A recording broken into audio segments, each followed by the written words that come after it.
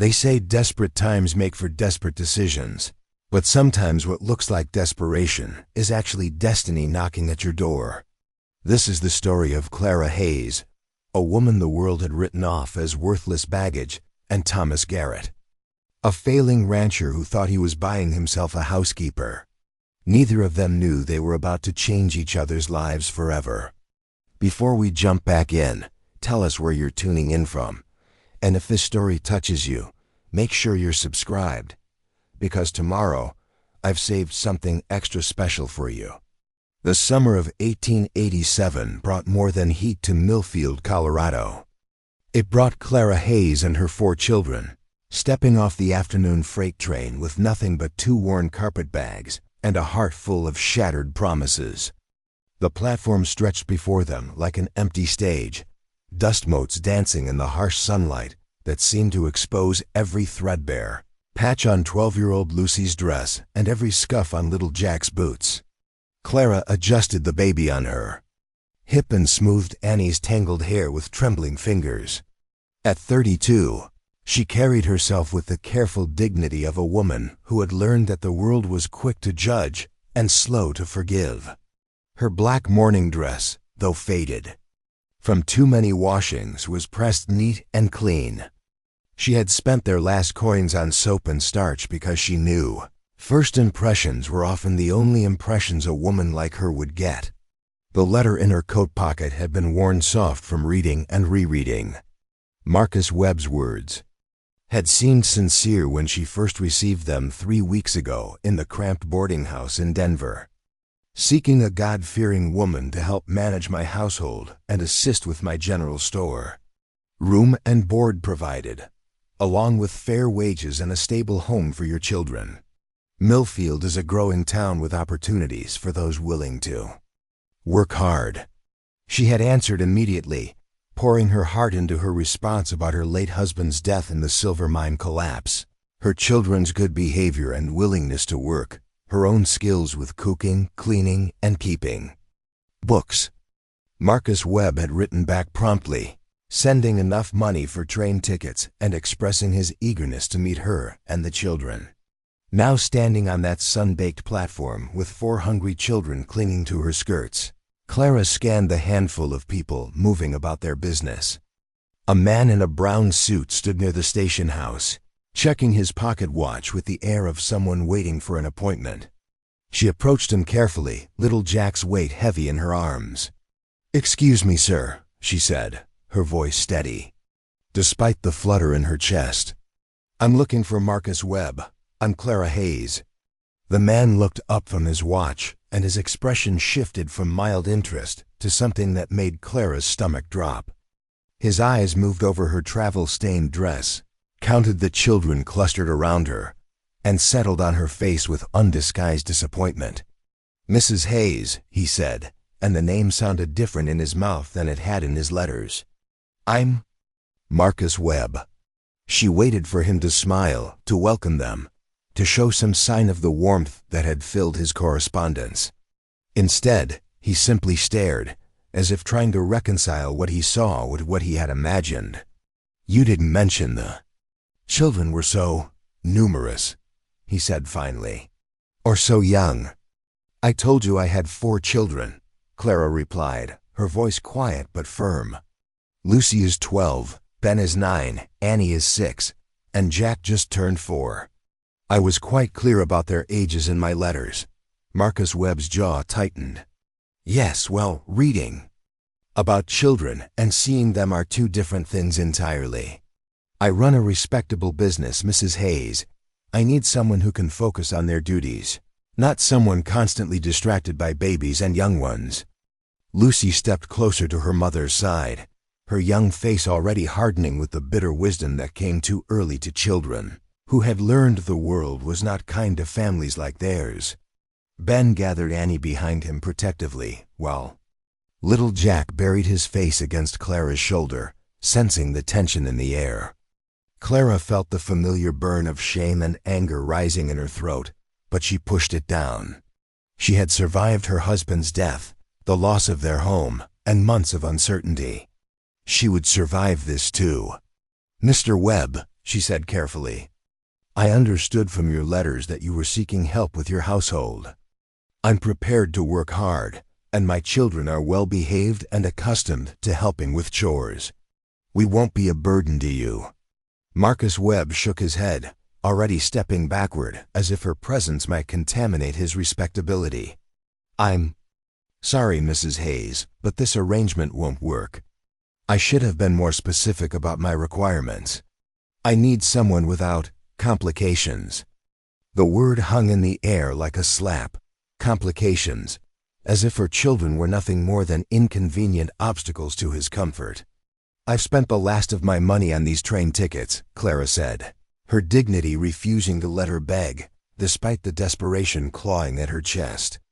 My children and I have nowhere else to go. Marcus Webb's face showed not a flicker of compassion. That's unfortunate, but it's not my responsibility. The next eastbound train leaves tomorrow morning. I suggest you be on it. He turned and walked away without another word, his polished shoes clicking against the wooden platform with the sharp finality of a door slamming shut. Clara stood frozen for a moment, watching his retreating figure disappear around the corner of the station house.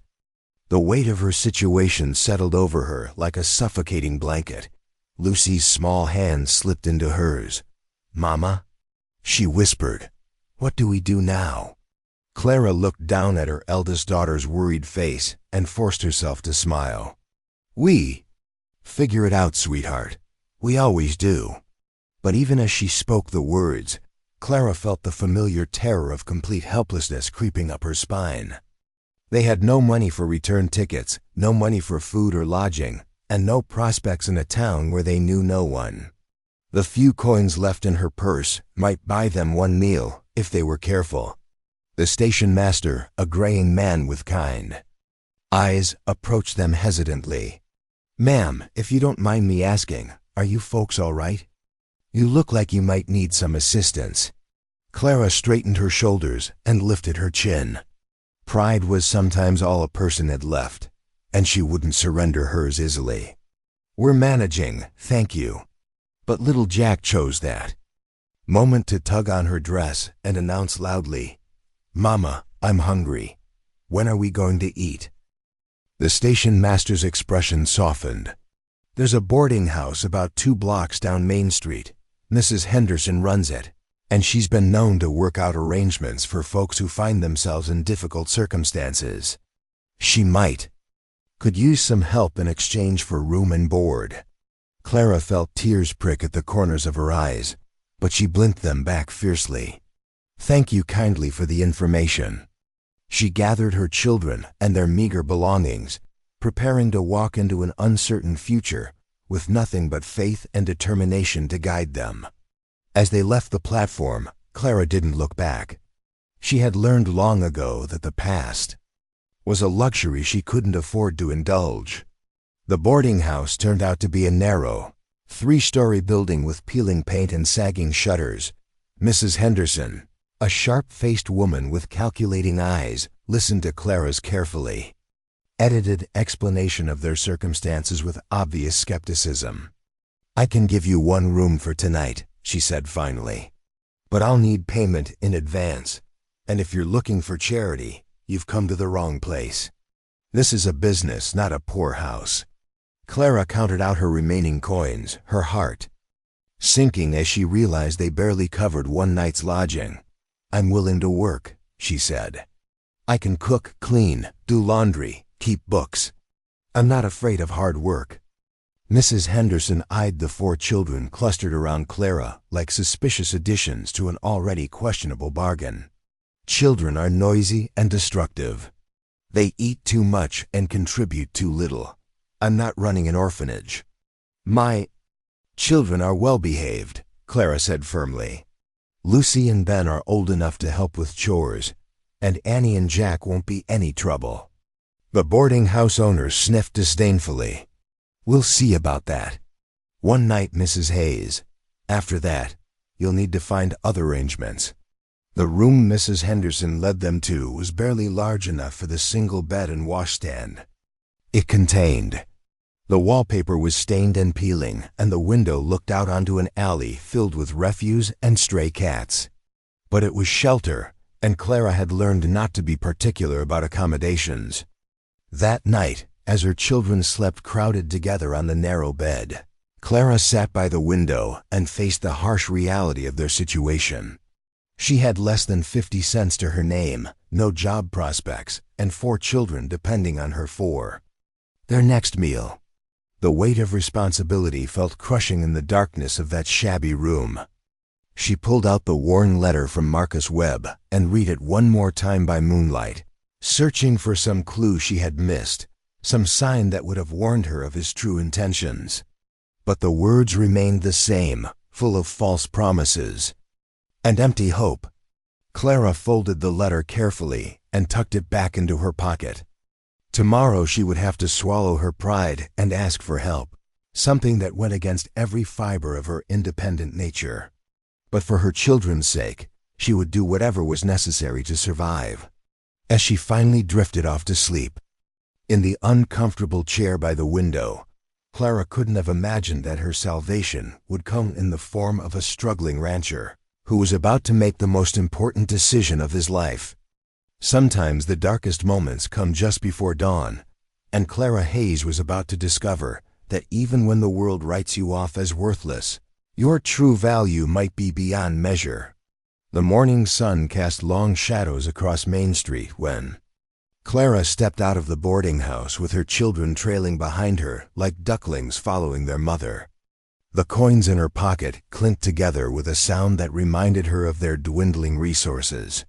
She had exactly 43 cents left, enough for perhaps one modest meal if they shared it carefully. Lucy carried little Jack on her thin shoulders while Ben held Annie's hand, all of them moving with the careful quietness of children who had learned not to draw attention to themselves. Clara straightened her worn shawl and surveyed the dusty street, looking for any sign of opportunity in the collection of weathered storefronts and modest businesses.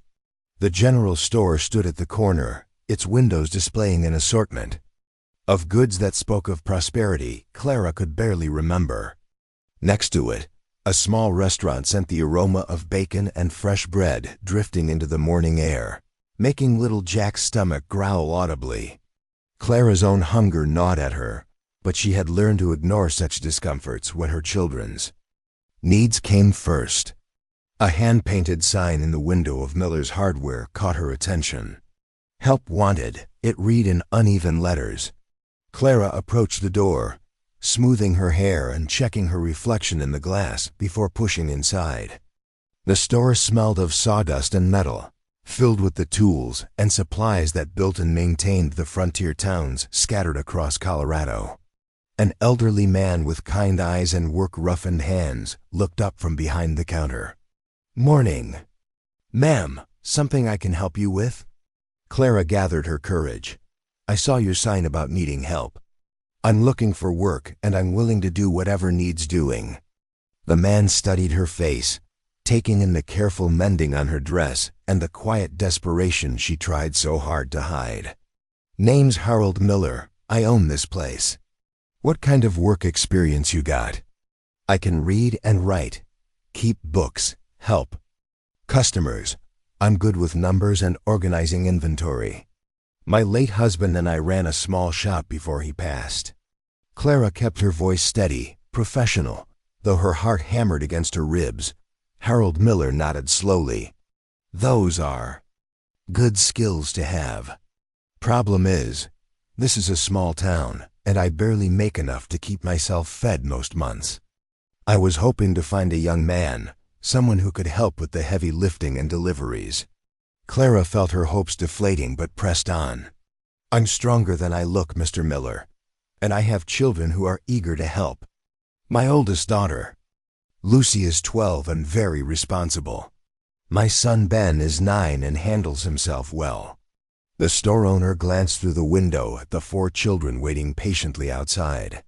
Children need feeding and looking after. Can't have them underfoot.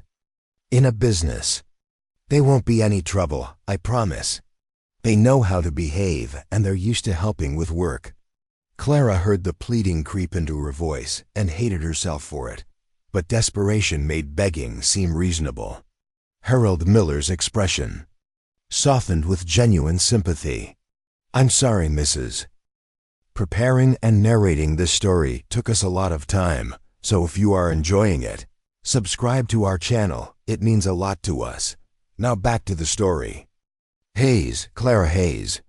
"Mrs. Hayes, I truly wish I could help you, but I just can't afford to take on someone with so many obligations. Times are hard for everyone around here." Clara nodded, forcing a smile that felt like it might crack. Her face, "I understand. Thank you for your time." She turned to leave, her shoulders sagging with disappointment, when the door burst open with such force that the bell above it clanged violently. A tall man in dusty clothes and worn boots stumbled inside, his hat askew and his breathing labored as if he'd been running. "Harold," he gasped, "I need rope. 50 feet of your strongest, and I need it now. Got a cow stuck in a ravine, and she's carrying my best calf." Harold Miller moved quickly, pulling coils of rope from a shelf. "Tom Garrett, you look like you've been wrestling with the devil himself." The man Clara now knew as Tom Garrett ran his hands through his dark hair, leaving streaks of dirt across his forehead. "Feels like it. That heifer found the one spot on my whole ranch where she could get herself trapped, and of course she chose today when I'm supposed to be in town meeting with the bank." "The bank?" Harold's voice carried a note of concern. "Everything all right with your place?" Tom's jaw tightened. "Nothing that finding a miracle wouldn't fix." "I'll take that. Rope and settle up with you next week if that's agreeable." Clara watched this exchange with growing interest. Here was a man clearly struggling with his own problems, someone who understood the weight of financial pressure. As Tom turned to leave with his rope, she made a decision that surprised even herself. "Excuse me," she called out, stepping forward. "I couldn't help but overhear. You mentioned needing help with your ranch." Tom stopped and really looked at her for the first time. His eyes were gray like storm clouds, and they took in her worn clothes and tired face with the careful assessment of someone who had learned to read people quickly. "Ma'am?" "I'm Clara Hayes. I just arrived in town, and I'm looking for work. I know animals, and I'm not afraid of hard labor." Tom's gaze shifted to the children, visible through the window, and Clara saw his expression change. Not with disgust like Marcus Webb, but with something more complicated. Understanding, perhaps, mixed with wariness. "I appreciate the offer, Mrs. Hayes, but ranch work isn't suitable for a woman with young children. It's dangerous and demanding, and I can't afford to pay much even if I could use the help." Clara stepped closer, lowering her voice so the children couldn't hear. "Mr. Garrett, I can see you're in a difficult situation. So am I, my children, and I have nowhere to go and no money for food or lodging. I'm willing to work for room and board alone, if necessary. I grew up on a farm, and I know my way around livestock and land management." Tom studied her face, searching for something he couldn't quite name. "You said you just arrived in town. Where were you planning to stay?" "That's still being determined," Clara said carefully, unwilling to admit they were essentially homeless. Harold Miller had been listening to this exchange with growing understanding. "Tom, you know you need help out there. Your place is too much for one man to handle, especially with your pa gone and no hands to speak of." Tom's expression darkened. "I can't afford to pay wages, Harold. The bank's already breathing down my neck, and if I don't make this loan payment, they'll take everything." "I told you, I don't need wages," Clara said firmly. "Just a place for my children to sleep and food enough to keep us from starving. In exchange, you get someone who can cook, clean, help with the animals, and keep your books organized. From what I can see, you might benefit from that last one especially." Tom looked out at her children again, his internal struggle visible on his weathered face. Little Jack had climbed onto a wooden crate outside the store and was pretending to be a lookout, his small voice carrying through the glass as he entertained his sisters with an elaborate story about cattle rustlers and brave cowboys. "Children need stability," Tom said quietly. "Ranch life is unpredictable."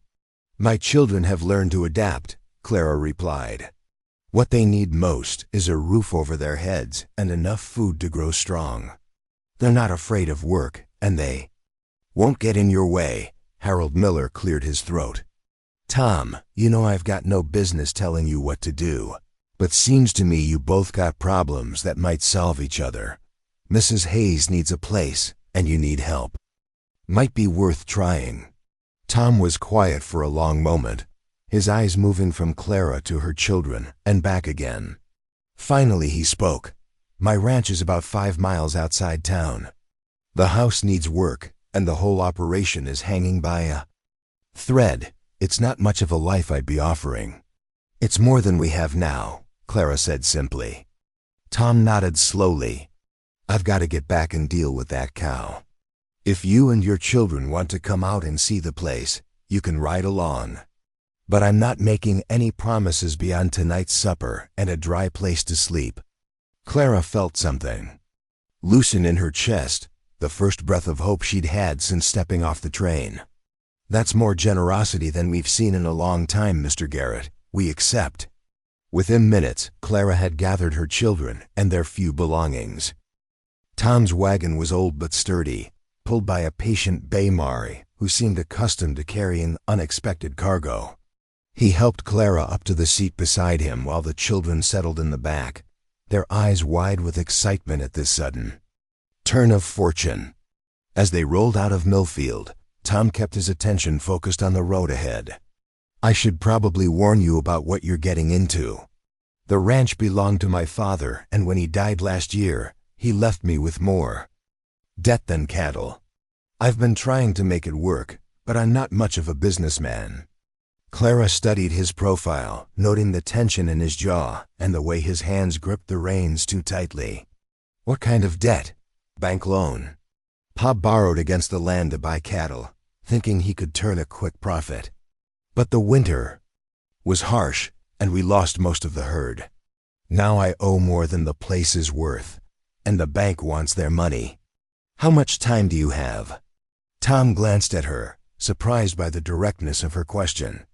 3 months. Maybe 4 if I can convince them I'm making progress." Clara nodded thoughtfully. "That's not much time, but it's not impossible either. What assets do you have left?" "Assets?" Tom laughed, but there was no humor in it.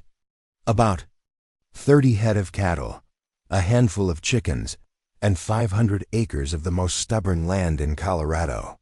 The soil's good enough, but it needs work, and work takes money I don't have."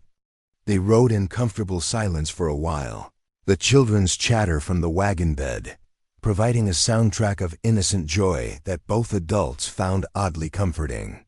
Clara found herself studying the landscape they passed through, her mind automatically cataloging the potential she saw in the rolling hills and scattered stands of timber.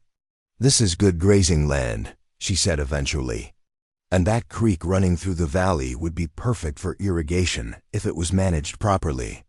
Tom looked at her with renewed interest. "You really did grow up on a farm." "My father raised cattle and grew hay. Not on this scale, but the principles are the same. Good land, good water, and careful management can make almost any ranch profitable. Careful management takes time and knowledge I'm not sure I have." Clara smiled, the first genuine smile she'd felt in days. "It just so happens I might be able to help with both." As Tom's ranch came into view, Clara felt her heart sink slightly. The house was larger than she'd expected but clearly neglected, with loose shutters and a sagging porch that spoke of deferred maintenance. The barn leaned precariously to one side, and the fencing around the corrals was patched with mismatched boards and wire. But she had learned to see potential where others saw problems, and as Tom helped her down from the wagon, Clara was already making mental notes about what could be improved with effort and ingenuity. "It's not much," Tom said, his voice carrying an apologetic tone. Clara gathered little Jack into her arms and looked around at the ranch that might become their home. The mountains rose in the distance like purple guardians, and the evening light painted everything with a golden glow that made even the ramshackle buildings look almost magical. "It's honest land," she said finally. "And honest land never lies about what it can give you if you're willing to work for it." Tom studied her face, searching for signs of disappointment or regret. Instead, he saw something that surprised him. Clara Hayes was looking at his failing ranch with the same expression other women might reserve for a beautiful garden or an elegant parlor. She was seeing not what it was, but what it could become. "Come on," he said, shouldering their bags. "Let's get you and the children settled. Tomorrow we can start figuring out if this arrangement might actually work." As they walked toward the house, Clara felt something she hadn't experienced in months. Not just hope, but purpose. She had found someone who needed what she had to offer, and perhaps, just perhaps, she had found the place where she and her children could finally stop running and start building something permanent. The future was still uncertain, but for the first time since her husband's death, Clara Hayes felt like she was moving towards something instead of just running away. The sun had barely crested the horizon when Clara woke to the sound of urgent voices outside the ranch house. She slipped from the makeshift bed she'd arranged for herself on the parlor floor, careful not to disturb her children who were still sleeping soundly in the upstairs bedroom Tom had cleared for them. Through the thin curtains, she could see Tom pacing near the barn, his movements agitated as he spoke with a man she didn't recognize. Clara wrapped her shawl around her shoulders and stepped onto the porch, the morning air crisp against her skin. The stranger was a heavy-set man in an expensive suit that looked out of place against the rough backdrop of the ranch. His black horse, tethered near the fence, bore the kind of elaborate saddle that spoke of money and status. "Mr. Garrett," the man was saying, his voice carrying easily across the yard, "I've been more than patient with your situation, but my investors are getting restless. The property assessment I ordered has been completed, and I'm afraid the numbers don't support any further extensions." Tom's face was grim as he gestured toward the cattle grazing in the distant pasture. "Mr. Blackwood, I've got 30 head of prime beef cattle and 500 acres of good land. That has to be worth something." The man called Blackwood pulled a folded document from his coat pocket, shaking his head with practiced sympathy. "The cattle are mortgaged, Mr. Garrett, as is the land. According to my calculations, even if you sold everything tomorrow, you'd still owe the bank nearly $2,000. Clara felt her breath catch. $2,000 was more money than most people saw in a lifetime. No wonder Tom looked like a man staring into his own grave. "I need more time," Tom said, his voice tight with controlled desperation. "The ranch can be profitable with proper management. I just need to implement some changes." Blackwood's laugh held no warmth. "Changes require capital, Mr. Garrett, and capital is precisely what you lack. I'm prepared to make you a generous offer. Sign over the deed today, and I'll assume responsibility for your debts. You can walk away from this mess with your dignity intact." "And what would you want with a failing cattle ranch?" Tom asked, suspicion creeping into his voice. Blackwood's smile was thin and calculating. "Let's just say I have investors who see potential in this area, development potential. Millfield is growing, and this land sits perfectly between the town and the new railroad junction they're planning to the north."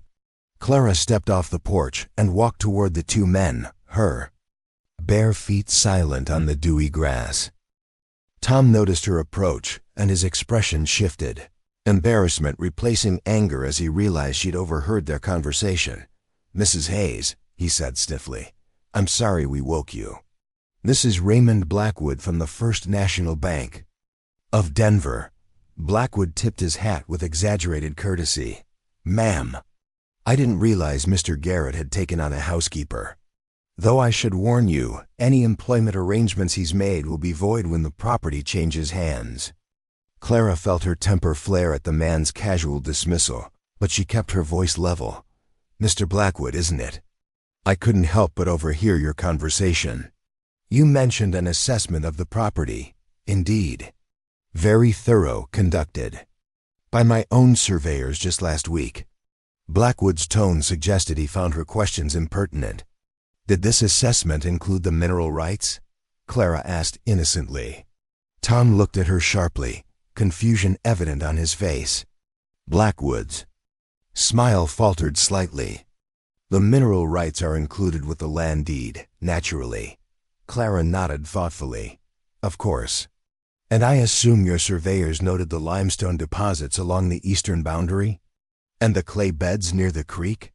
Blackwood's expression grew wary. "I'm not sure what you're implying, Mrs. Hayes, Clara Hayes. I'm simply curious about the thoroughness of your assessment. You see, I have some experience with land evaluation, and this property has several assets that might not be immediately apparent to someone focused primarily on cattle ranching." Tom was staring at her now, clearly wondering where this conversation was heading. Clara moved closer to him, her presence somehow shifting the dynamic of the confrontation.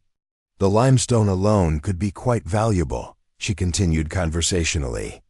"There's a growing market for building stone, especially with all the construction happening in Denver.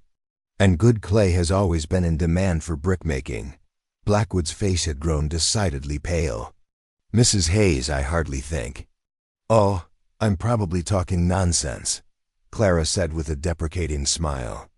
"I'm just a woman, after all. Though I did notice something interesting when we arrived yesterday evening. Those survey stakes along the northern boundary seemed to be placed rather oddly, almost as if someone was marking a path for a road or perhaps a railway line." The silence that followed was deafening. Tom looked from Clara to Blackwood, understanding beginning to dawn in his eyes. Blackwood's carefully composed expression had cracked completely, revealing the calculating mind beneath. "I think," Tom said slowly, "that Mr. Blackwood and I need to have a longer conversation about the true value of my property." Blackwood recovered his composure with visible effort.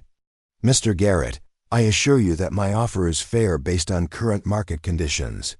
If you're hoping to inflate the value based on speculation—" "What I'm hoping," Tom interrupted, his voice gaining strength, "is to make an informed decision.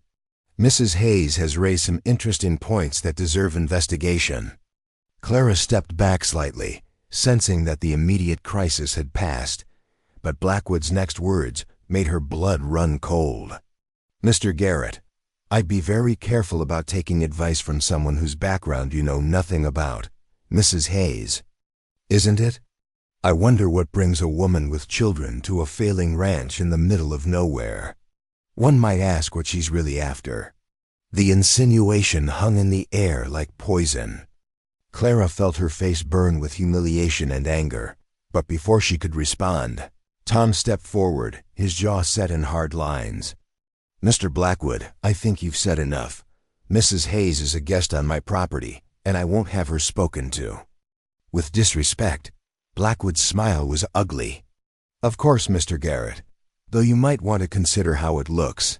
A bachelor rancher taking in a strange woman with children. People in town are already talking."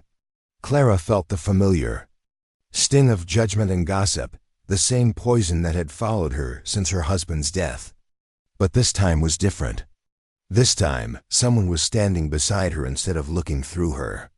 "Let them talk," Tom said firmly. "Mrs. Hayes has more integrity in her little finger than most folks have in their whole bodies. Now I suggest you leave my property while you're still welcome to do so." Blackwood gathered his reins, his expression promising future trouble. "This isn't over, Garrett. I'll be back in 1 week for your final answer. And when I return, I'll expect you to be more reasonable about your situation." He spurred his horse and rode off in a cloud of dust, leaving Tom and Clara standing in the morning sunshine.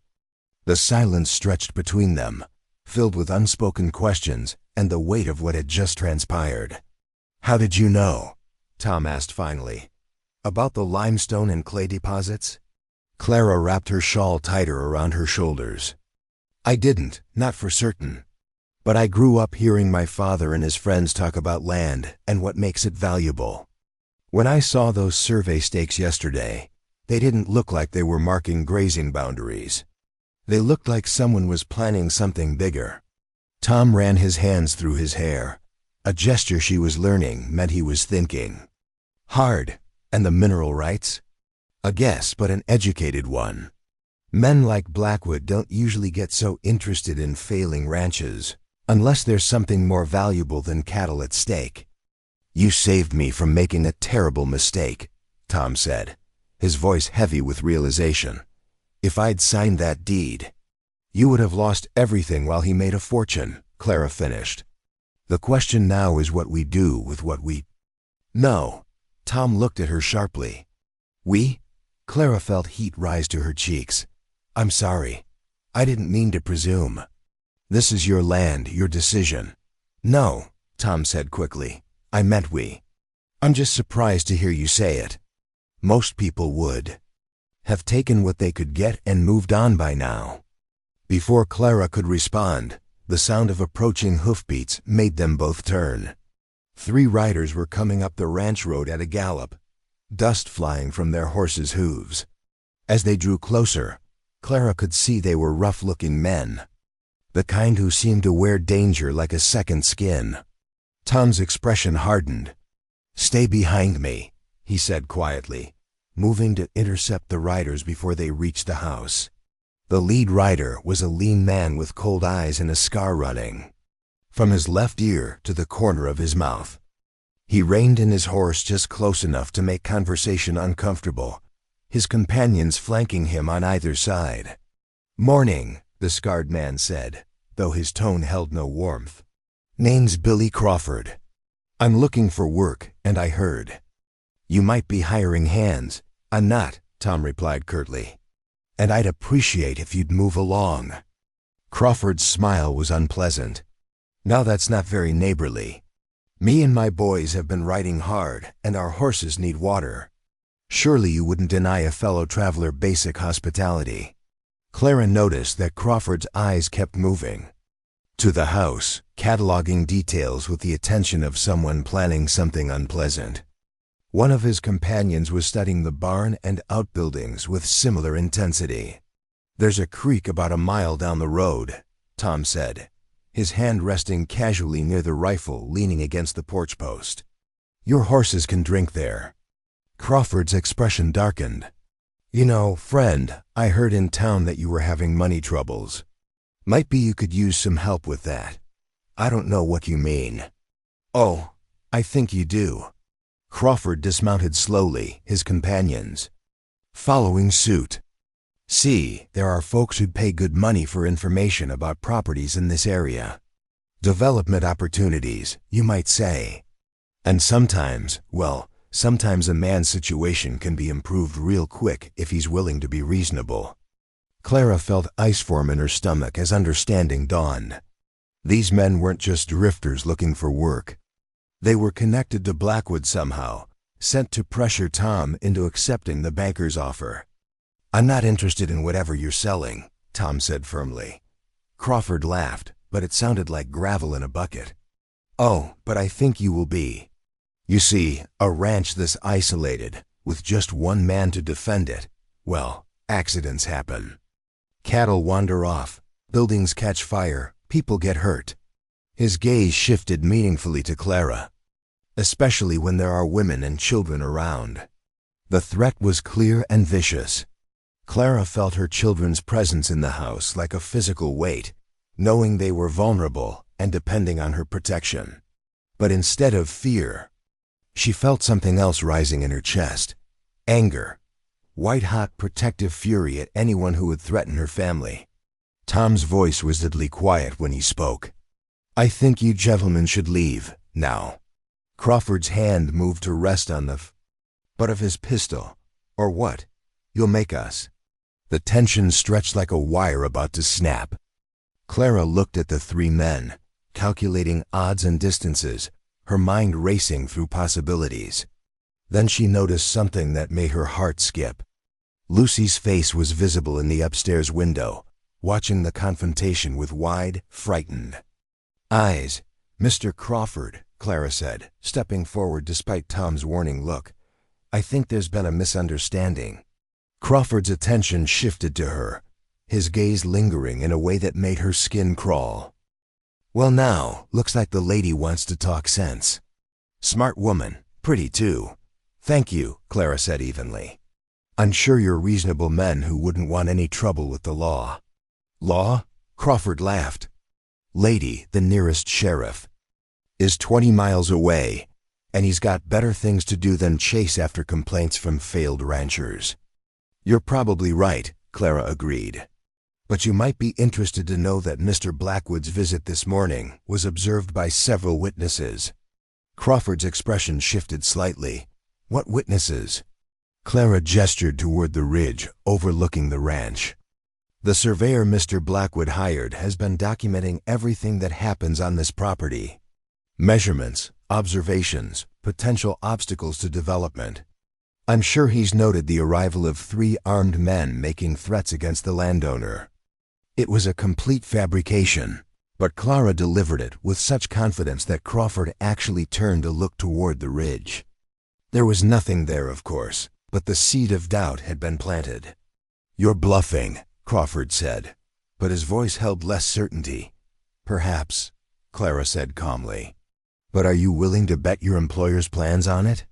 "Because I have a feeling Mr. Blackwood wouldn't appreciate his associates being connected to threats and intimidation. Bad for business, you understand." Tom was staring at her with something approaching awe, clearly amazed at her composure under pressure.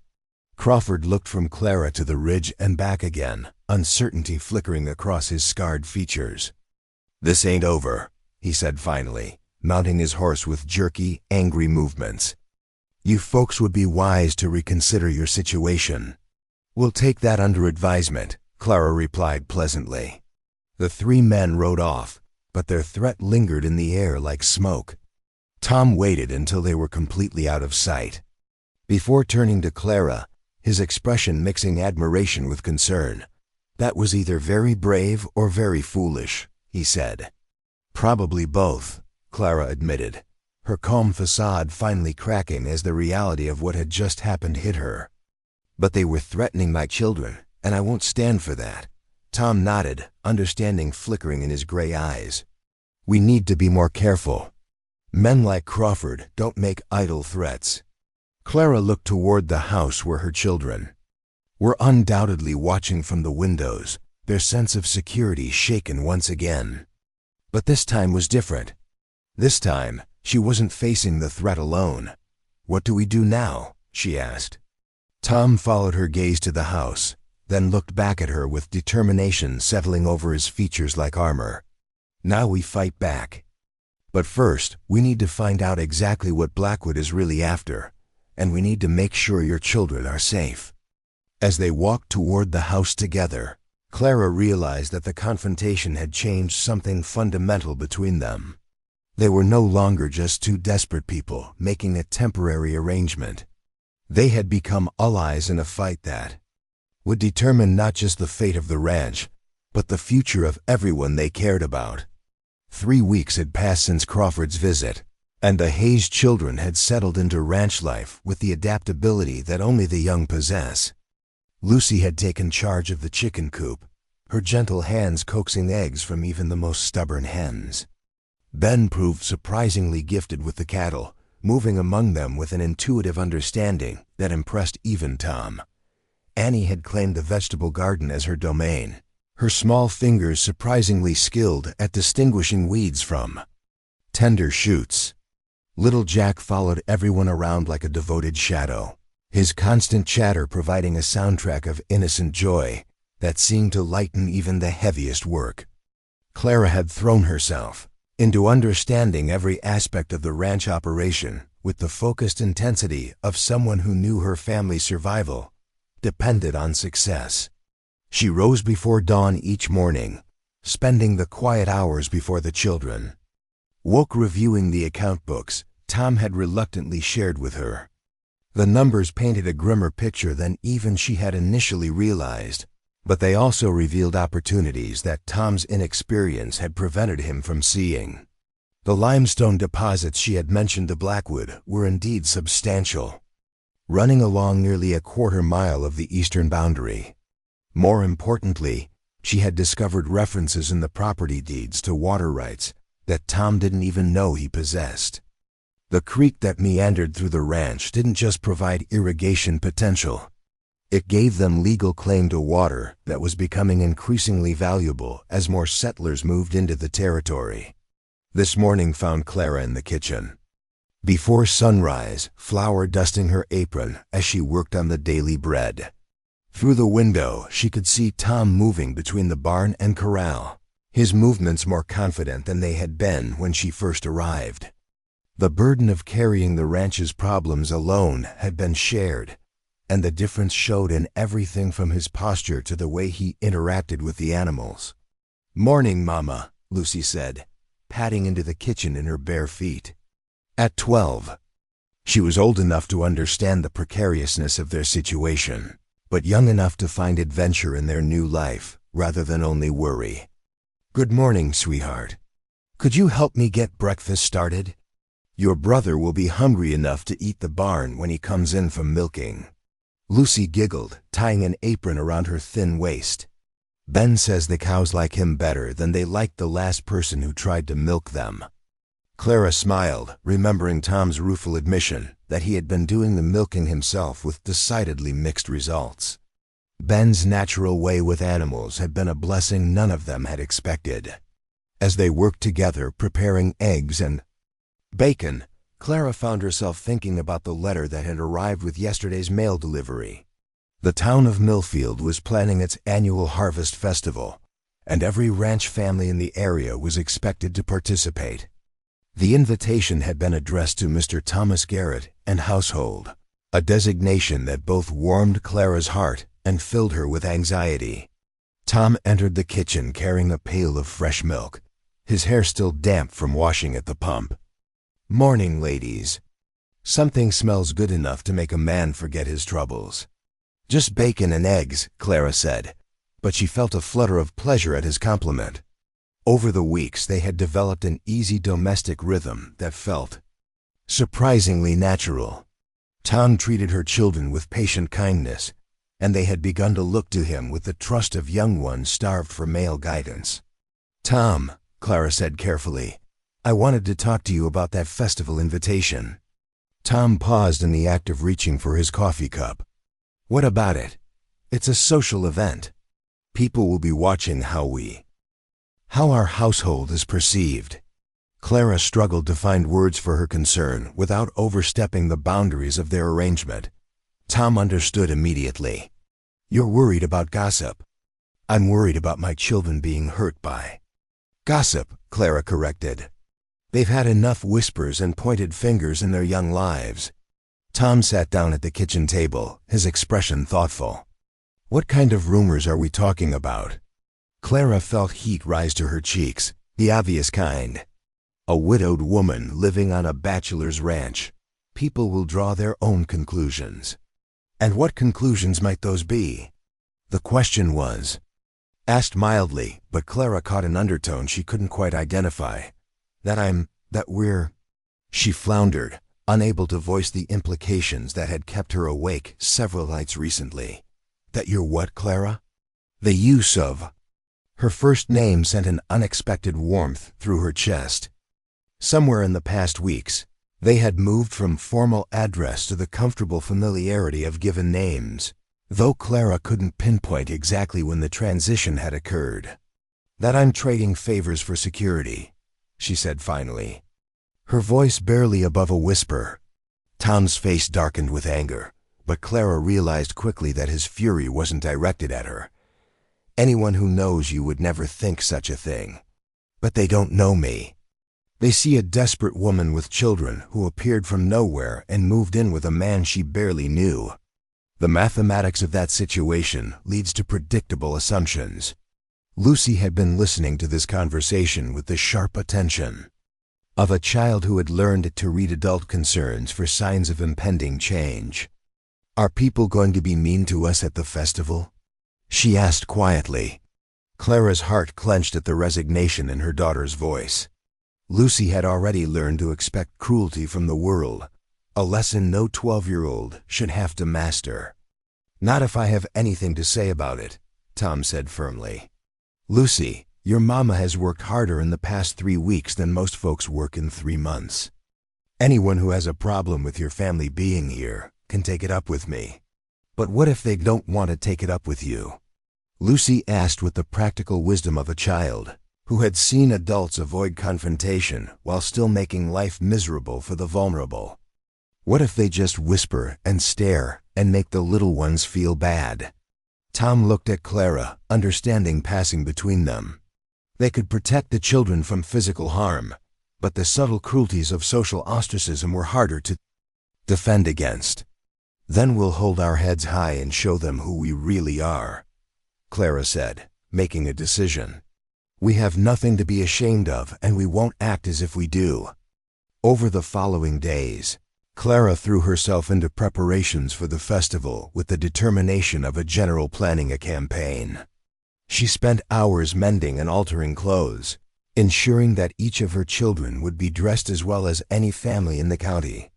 She practiced conversations in her mind, preparing responses to the questions and comments she knew would come. Tom watched these preparations with growing admiration and something deeper that he wasn't quite ready to name. Clara's strength in the face of anticipated criticism reminded him why he had been drawn to help her in the first place. She faced the world's judgment with dignity intact, never apologizing for her circumstances while working tirelessly to improve them. The evening before the festival, Tom found Clara on the front porch after the children had gone to bed. She was working on last-minute alterations to Annie's dress by lamplight, her needle moving with precise, efficient stitches. "You know," Tom said, settling into the chair beside her, "there's something I've been meaning to discuss with you." Clara looked up from her sewing, noting the serious tone in his voice. "What is it?" "The ranch books. I've been going over the changes you suggested, and I think you might be right about expanding into limestone quarrying." Clara set down her needle, giving him her full attention. Over the past weeks, she had presented him with detailed plans for diversifying the ranch's income streams. The limestone deposits could provide building stone for the growing communities throughout the territory. The water rights could be leased to neighboring ranchers during dry seasons. Even the cattle operation could be improved with better breeding practices and more efficient land use. "It would require initial investment," Clara said carefully. "Money we don't have. That's what I wanted to talk to you about. I've been thinking about taking on a partner." Clara felt her heart skip. What kind of partner? Tom was quiet for a moment, choosing his words carefully. The kind who would have equal say in ranch decisions and equal share in ranch profits. The kind who would have legal protection if something happened to me. The implications of his words hung in the air between them. Clara understood that he was offering her far more than employment or even informal partnership. He was talking about a legal arrangement that would give her security and her children a future. "Tom," she said quietly, "that's incredibly generous, but I couldn't accept something like that without being able to contribute equally. You already have contributed equally. More than equally. This ranch was failing when you arrived, and now it has a chance of becoming profitable. That's worth more than money." Before Clara could respond, the sound of approaching horses interrupted their conversation. Tom was on his feet instantly, his hand moving to the rifle kept near the door. Clara gathered her sewing and stepped behind him, her heart racing as she recognized the possibility of another confrontation. But these weren't Crawford's men. The riders who emerged from the darkness were Sheriff Reynolds and 2 of his deputies, their badges glinting in the lamplight. "Evening, Tom," the sheriff called out. "Sorry to disturb you so late, but I need to have a word with you and Mrs. Hayes." Tom relaxed slightly but remained alert. "What can we do for you, Sheriff?" Reynolds dismounted, his expression grim. "I've had some disturbing reports from town. Seems there are folks asking questions about Mrs. Hayes and her children. Questions about where they came from and why they're here." Clara felt ice form in her stomach. "What kind of questions?" "The kind that suggests someone's been spreading stories about your background. Stories that don't paint you in a favorable light." The sheriff's voice was carefully neutral, but Clara could hear the sympathy underneath. "What kind of stories?" Tom asked, his voice tight with controlled anger. "Stories about Mrs. Hayes being wanted by authorities back east. Stories about her running from debts or worse. Stories about her children not being legitimate." Reynolds looked uncomfortable delivering this information. "I don't believe a word of it, but the talk is spreading, and I thought you should know before the festival tomorrow." Clara felt the world spinning around her. Someone was deliberately trying to destroy her reputation and, by extension, her children's chances for acceptance in this community. She could think of only one person with both the motive and resources to orchestrate such a campaign. "Blackwood," Tom said, voicing her thoughts. Sheriff Reynolds nodded grimly. "That would be my guess. Can't prove it, of course, but the timing is suspicious. These rumors started circulating right after his last visit to your ranch." "What can we do?" Clara asked, hating the way her voice shook. "Stand together," Tom said firmly. "Go to the festival as planned and let people see for themselves what kind of woman you are and what kind of children you're raising. But if people believe the rumors, then they're not the kind of people whose opinions matter," Tom interrupted. "Clara, you've done nothing wrong. We've done nothing wrong. We're not going to hide like we're ashamed of something." Sheriff Reynolds cleared his throat. "There is one other thing. I've been looking into Blackwood's activities, and I think you should know that he's been buying up property all around this area. Always from folks in financial trouble, always for prices well below market value. For development?" Clara asked. "That's what he claims, but I'm not so sure. I think he's after something specific, something that makes your particular piece of land especially valuable." Tom and Clara exchanged glances, both thinking of the survey stakes and mineral deposits that had first alerted them to Blackwood's true intentions. "Sheriff," Tom said carefully, "what would you advise us to do?" "Keep doing what you're doing. Keep records of everything. And watch your backs. Men like Blackwood don't usually stop at rumors when their plans are threatened." After the sheriff and his men departed, Tom and Clara sat in silence for several minutes, each lost in their own thoughts. The weight of the coming social challenge felt heavier now, complicated by the knowledge that they were fighting more than just small-town gossip. "We could leave," Clara said finally. "Take the children and find somewhere else to start over." Tom looked at her sharply. "Is that what you want?" Clara considered the question seriously.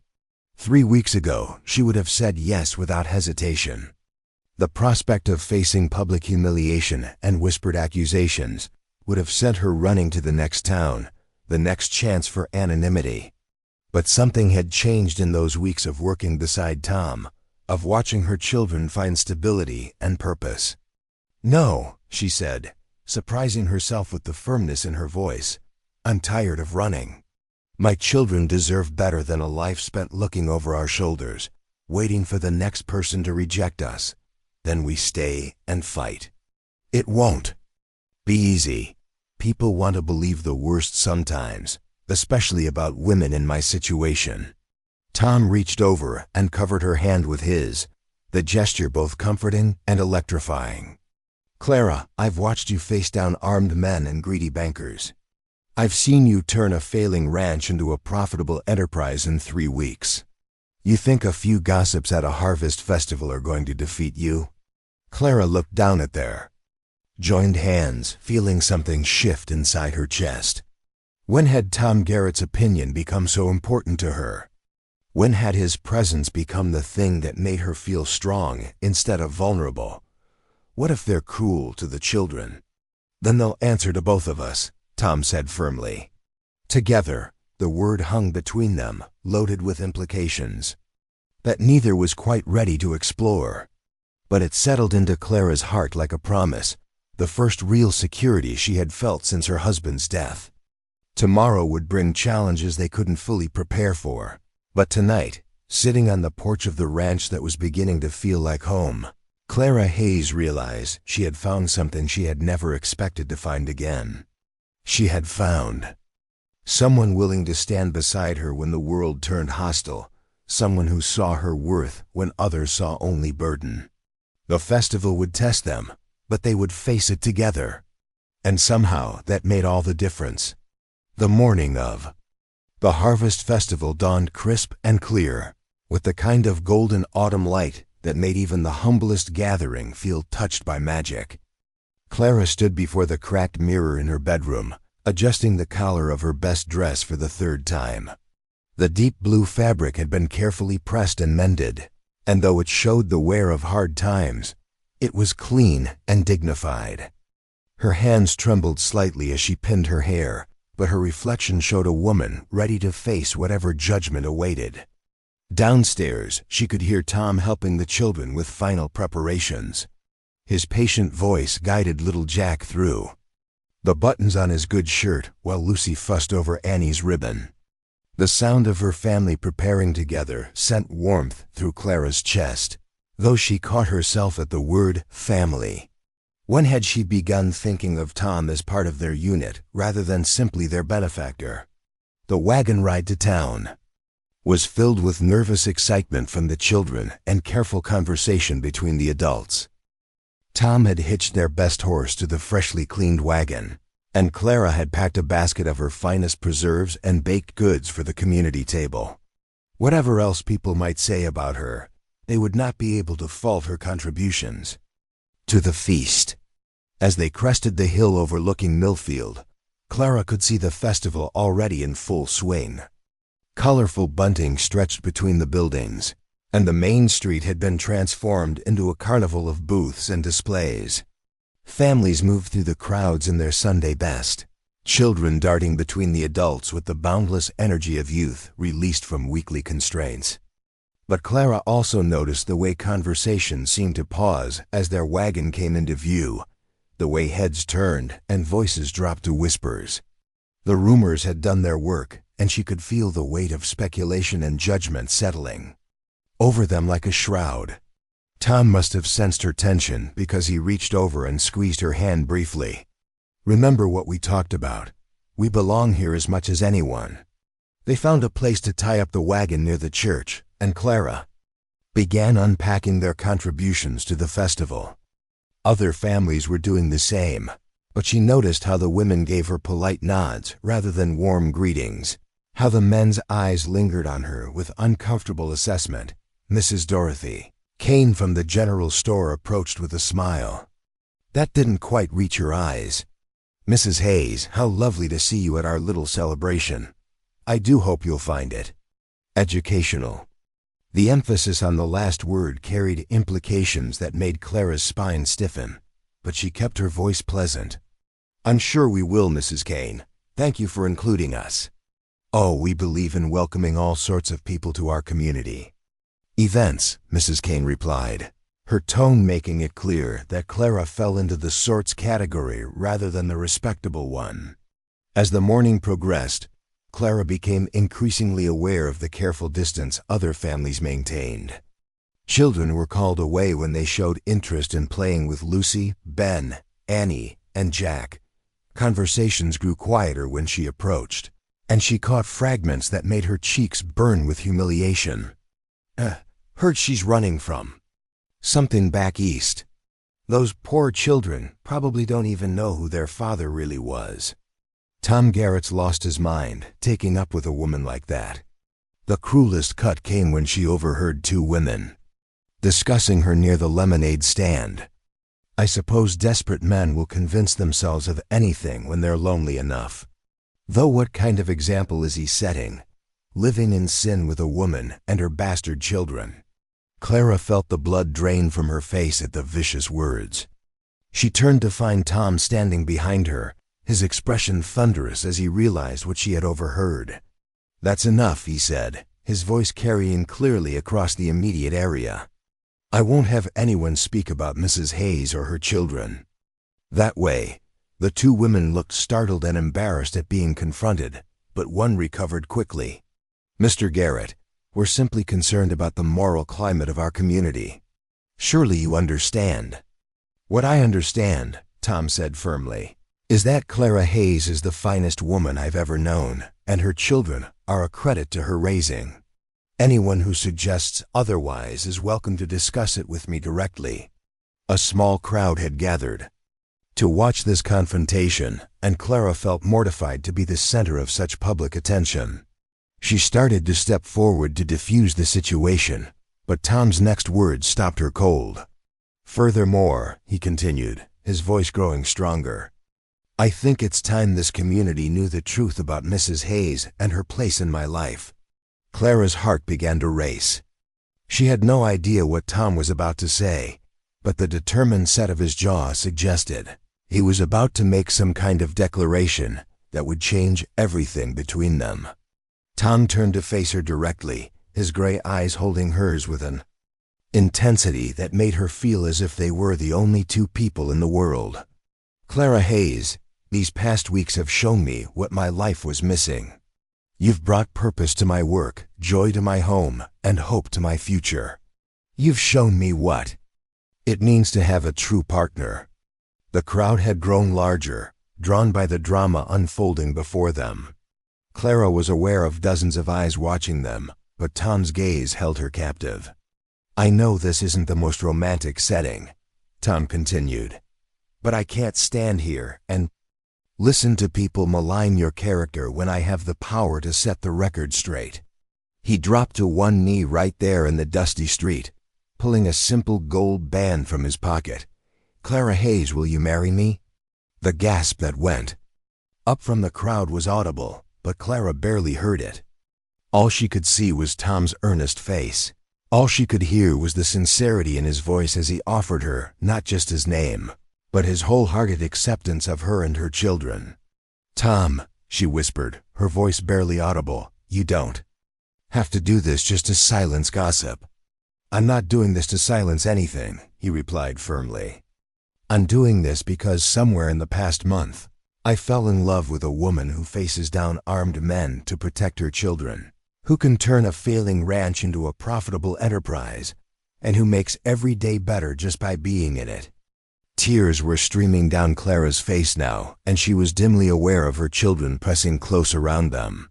Lucy was beaming with joy, while Ben stood protectively near little Jack, who was too young to fully understand what was happening, but old enough to sense its importance. "Yes," Clara said, her voice growing stronger. "Yes, Tom Garrett, I will marry you." The cheer that went up from the children was infectious, and even some of the adults found themselves clapping despite their previous reservations. Tom slipped the ring onto Clara's finger and stood to embrace her, spinning her around as the crowd began to murmur with a mixture of surprise, approval, and grudging respect. Pastor Williams pushed through the crowd, his weathered face creased with a genuine smile. "Well, I'd say this calls for a celebration. Tom, Clara, if you're serious about this, I'd be honored to perform the ceremony right here, right now." Clara looked at Tom with surprise. "Right now, at the festival?" Clara asked. "Why not?" Tom grinned. "Everyone's here to see it. We've got a preacher, and I've got the woman I want to marry. What else could we need?" And so began the impromptu wedding. That would become a cherished tale in town lore. Pastor Williams led the ceremony in the town square, where the harvest decoration served as a makeshift altar. Lucy stood beside Clara as maid of honor, while Ben took his place proudly as Tom's best man. Annie scattered wildflowers where rose petals might have been, and little Jack clapped joyfully through it all. But the most touching part was the change that came over the townspeople. The gossip and harsh judgments melted away in the face of Tom's heartfelt vow and Clara's graceful acceptance. Here was a true love story unfolding, a ready-made family stepping into a hopeful future together. Even Mrs. Kane, who had once offered sly insults, was quick to offer her warmest wishes. "Mrs. Garrett," she said with genuine delight, "I do believe this is the most romantic wedding this town has ever seen." As the day turned to night, the festival shifted seamlessly into a wedding celebration. Tables overflowed with food brought by neighbors, eager to share in the happiness. Musicians played lively tunes, and children's laughter filled the air as they ran freely among the guests. For the first time, Clara found herself surrounded not by whispers or stares, but by women ready to welcome her as one of their own. The change was striking and complete. Yet what touched Clara most were Tom's quiet, tender moments with her children, guiding Ben's hands as he learned to whittle, lifting Annie high so she could see the musicians, gently teaching Jack to mind his manners. As the festivities wound down, Sheriff Reynolds approached with news that sealed the day's triumph. "Just thought you'd like to know," he said, satisfied. "We had a visitor from Denver today, a federal inspector asking questions about Raymond Blackwood's shady land dealings." "A federal inspector?" Tom echoed. "Yep, someone filed an anonymous complaint about fraud and intimidation, packed with details about mineral rights and land surveys. Sounded like they knew exactly what they were talking about." Tom glanced at Clara, who offered him an innocent smile. During a supply trip, she had quietly sent a letter outlining everything she'd observed about Blackwood's schemes. The inspector also had his eye on Crawford and his men, the sheriff added. "Looks like they're wanted for similar cons elsewhere. I doubt they'll trouble this town again." As they set off for home, their children dozing in the wagon, Clara marveled at the day's events. That morning, she'd felt isolated and judged. By nightfall, she was Mrs. Garrett, a respected member of the community with a partner who believed in her. The ranch glowed under the moonlight, looking more like home than ever before. Later, on the porch in peaceful silence, Tom asked softly, "Any regrets?" Clara thought back. 6 months ago, a miner's wife barely scraping by. 4 months ago, a grieving widow. 2 months ago, a desperate woman answering ads. Now she had a thriving ranch, healthy children, and a man who cherished both her mind and heart. "No regrets," she answered. "Though I have a confession." "Oh?" Tom asked. "I wasn't entirely honest about my experience with ranching." Tom raised a brow. "I grew up in the city. Everything I said about cattle and land, I learned from books and my late husband's journals." Tom stared, then laughed. "You saved this ranch with nothing but book smarts and guts?" "Seems so, but I learned fast once I got here." Shaking his head in admiration, Tom took her hand. "Clara Garrett, you're incredible. Do you see what you've done?" Clara gazed at the ranch, the house, the family, and felt peace. "I found where we belong," she said simply. Tom smiled, his thumb brushing over her wedding ring. "Well, Mrs. Garrett, how about we head inside and start planning our empire?" "I thought you'd never ask, Mr. Garrett," Clara replied, laughter in her voice, echoing across the quiet land, a promise of all the happiness still to come. Up next, you've got 2 more standout stories right on your screen. If this one hit the mark, you won't want to pass these up. Just click and check them out.